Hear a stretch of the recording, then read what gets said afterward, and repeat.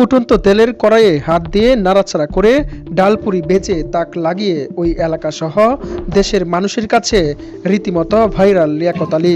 মনে করুন বিভিন্ন জায়গাতে দূর দূরান্ত থেকে মানুষ আসে আমার পাড়া দেখে, আমার লাগে কিছু না, আমি মনে করুন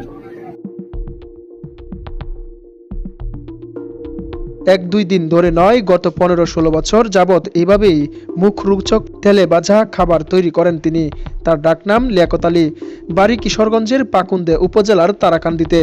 লিয়াকতের ফুটন্ত তেলের হাত দিয়ে ডালপুরি ভাজার গল্প এখন লোকসমাজের মুখে মুখে। এ দৃশ্য দেখতে ও খাবার কিনতে প্রতিদিন তার দোকানে ভিড় করছেন অনেকেই। মুখরোচক ডালপুরি বিক্রি করে জীবন সংসারকেও মনের মতো করে সাজিয়েছেন লিয়াকত। তার এমন সাফল্যের কারণে এলাকায় তিনি ডালপুরি লিয়াকত হিসেবেই পরিচিত লাভ করে। কিশোরগঞ্জের পাকুন্দে উপজেলার জাঙ্গালিয়া ইউনিয়নের তারাকান্দি গ্রামের দরিদ্র কৃষক পরিবারের সন্তান লিয়াকত 40 বছর আগে অভাবের সংসারে হাল ধরতে বেছে নিয়েছিলেন বাড়ির পাশের বাজারের ডালপুরি বিক্রির ব্যবসা। তারাকান্দির মধ্য বাজারে সরকারি জমিতে তৈরি এক চালা ঘরে ব্যবসা তার। মুখরোচক ডালপুরি তৈরিতে তার হাতের যশ অন্য 5 জন ব্যবসায়ী থেকে তাকে বরাবরই আলাদা করে রেখেছে। সেই সঙ্গে রপ্ত করেছে ফুটন্ত তেলে হাত দিয়ে ডালপুরি নাড়াচাড়া। আশেপাশের এলাকা থেকে একদল বন্ধুদের সঙ্গে ডালপুরি খেতে এসে কলেজ ছাত্র রফিকুল ইসলাম, তিনি দৈনন্দিন চিত্রকে বলেন, গরম তেলে হাত দিয়ে ডালপুরি ভাজছেন লিয়াকত আলী নামের এই ব্যক্তি।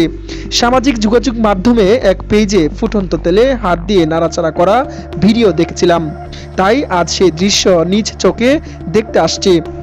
ওই বাজারের এক ব্যবসায়ী লিটন বলেন, আমরা ছোটবেলা থেকেই লিয়াকত চাচার এই অদ্ভুত কারিশমা দেখে আসছি, এখনও দেখছি। অনেক দূর থেকে চাচার হাতের এই দৃশ্য দেখতে ছাত্রছাত্রী সহ অনেক লোক প্রতিদিনই আসে।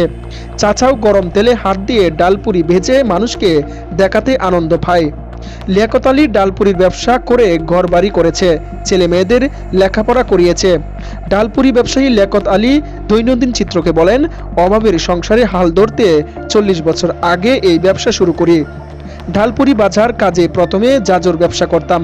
এক সময় মনে হলো গরম তেলে হাত দিয়ে যদি ভাজা যায় তাহলে অনেক লোক দেখতে আসবে, ব্যবসাও ভালো হবে। এই ভাবনা থেকে উত্তপ্ত তেল নাড়াচাড়া করে ডালপুরি ভাজতে থাকি। এখন বেশ দক্ষতার সঙ্গে এই কাজ করছি। সাইফুল্লাহ সাইফ, দৈনন্দিন চিত্র।